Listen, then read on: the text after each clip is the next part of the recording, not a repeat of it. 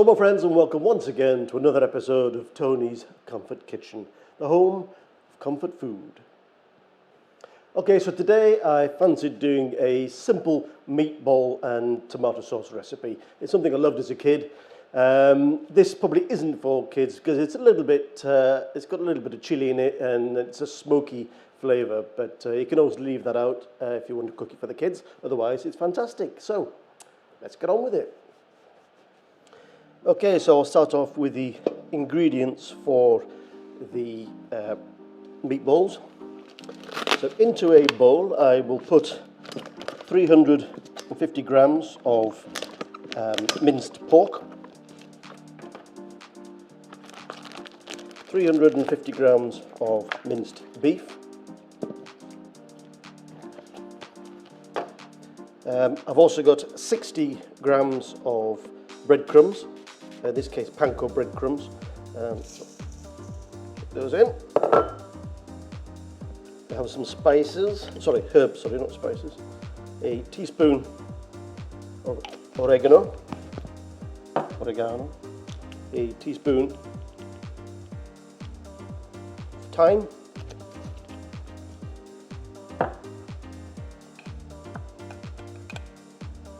half a teaspoon of smoked paprika. That's not the only smoky ingredient that will be in this dish. We have 1 egg for my hens. And finally, a good dose of salt.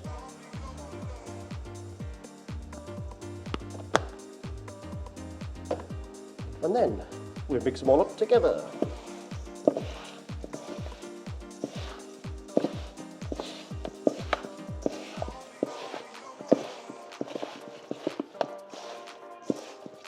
There's nothing better than using your hands for a job like this.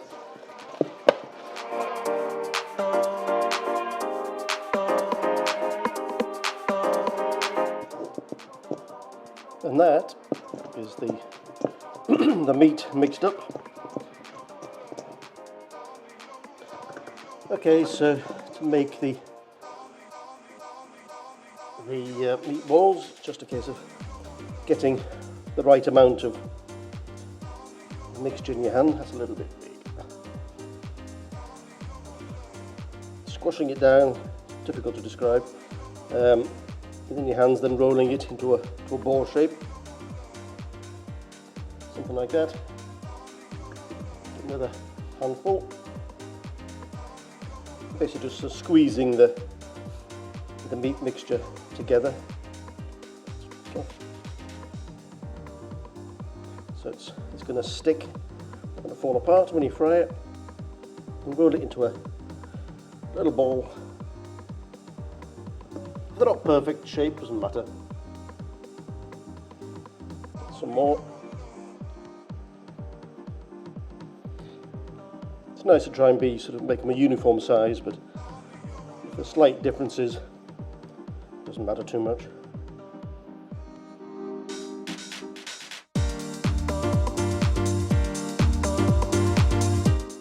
The quantities we've got here, obviously, it's quite a lot of meat, so it would do for 4 people. And of course, you don't have to have 50% pork, 50% beef. I fancied that. It just makes the meatballs a little bit lighter. Their texture, it's I don't know. I think you can eat more when there's pork in it. If it's just all beef, it seems to be heavier in your stomach. Yes, there are quite a lot of breadcrumbs in this mix, but that's just the way I like it.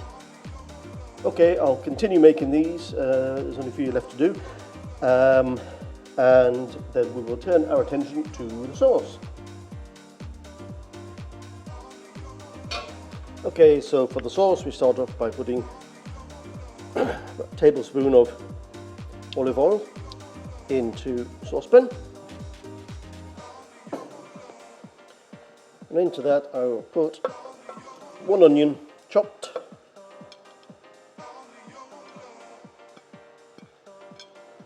doesn't matter how fine I do this, because I might actually blitz it with one of those hand mixers, later on, just to smooth out the whole sauce.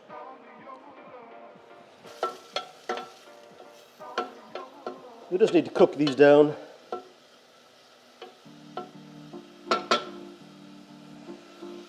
Add some salt.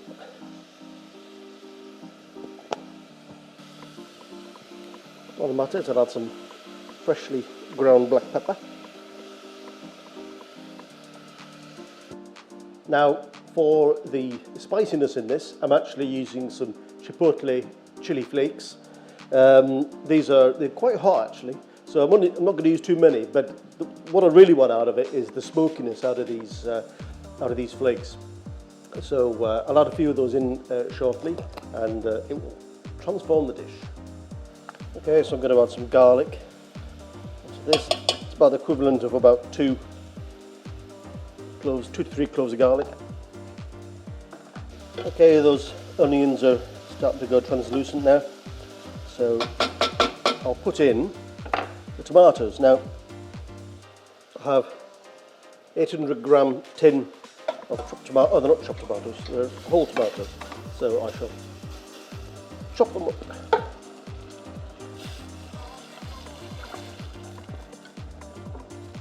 These are really good quality tomatoes, I have to say. I've used these before. I'll just take a look at the brand name.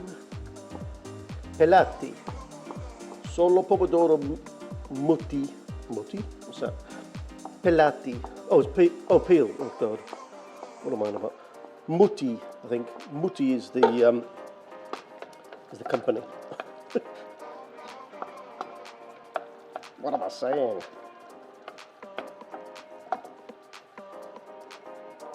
Okay, into this I put even more oregano and probably half a teaspoon of these chipotle chili flakes. They're absolutely, the smell of them is just astounding. So it's these that are going to give the smokiness and the little kick of heat to it. It shouldn't be. I'm not trying to make a hot dish, but I just want it to be slightly smoky and spicy. I'm also going to add some freshly chopped parsley and leave some back for the final dish. And I'm going to add some water from the tin, just rinsing it out. I might add some more.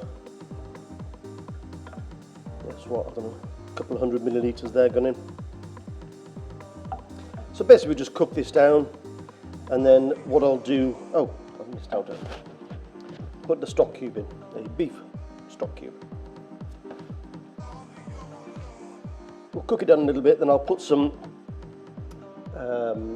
tomato puree in, and then I'll probably blitz it up with one of these, what do you call them, hand mixers, hand blitzers. I never know what you call them.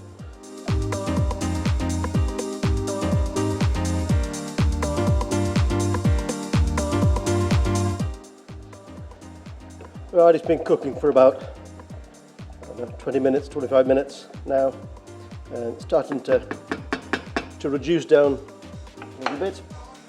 I'm just going to add a little bit of sugar, half a teaspoon, just to balance out the acidity from the tomatoes, and also the tomato puree. I'm just going to put in, just to thicken it up a little bit and give it a bit more, bit of a richer flavour.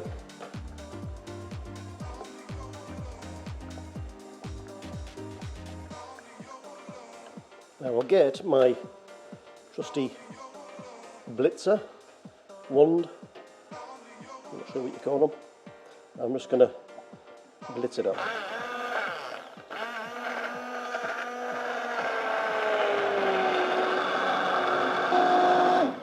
And try not to get it all over the stove at the same time.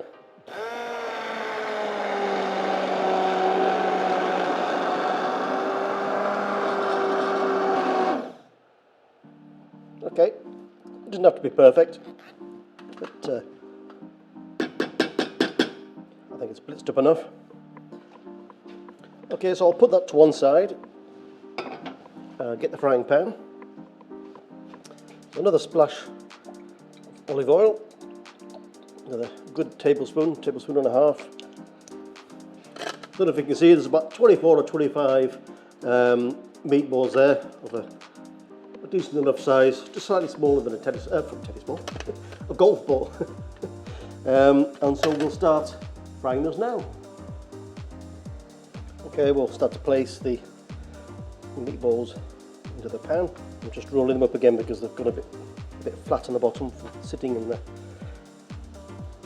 pan while I was preparing the sauce. Now then, isn't that a fine sight to behold? We'll cook those on a medium heat, or medium to high probably. Okay, just turn them over, just brown them on all sides. Pan is a little bit crowded. It doesn't matter. Okay, these they're not fully cooked through, but the plan is to finish them off, put the sauce into this pan. But as you can see, there's quite a lot of fat in here, so I'm going to have to take these out, put them on a plate, clean up the frying pan a bit, and then put everything back in. Put them onto a plate.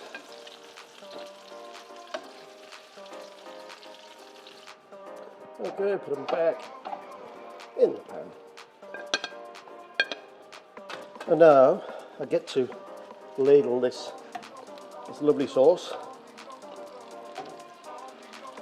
back in the pan. That colour! That colour! Amazing!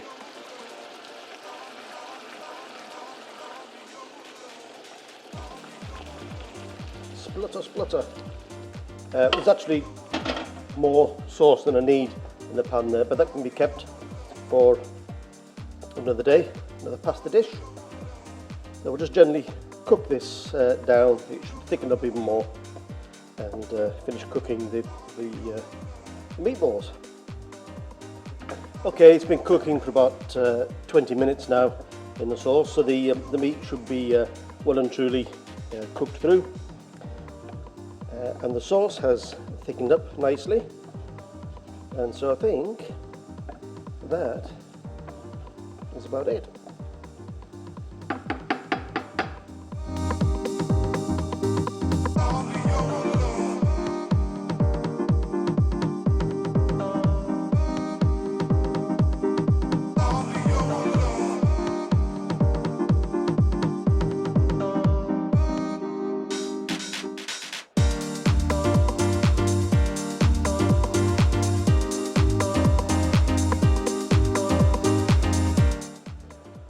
Okay, I'm really looking forward to this because I'm genuinely starving. So I'm going to tuck in.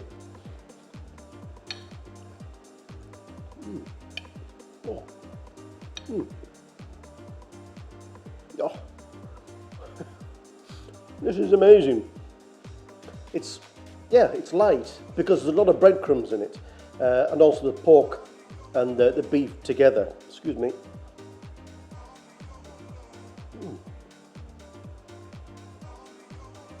Oh, that's delightful. With the herbs in,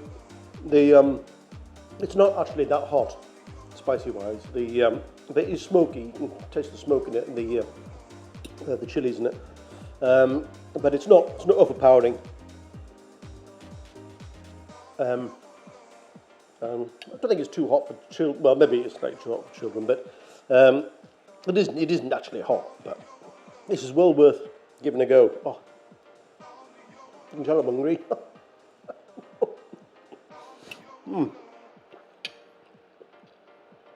Perfect with pasta, obviously.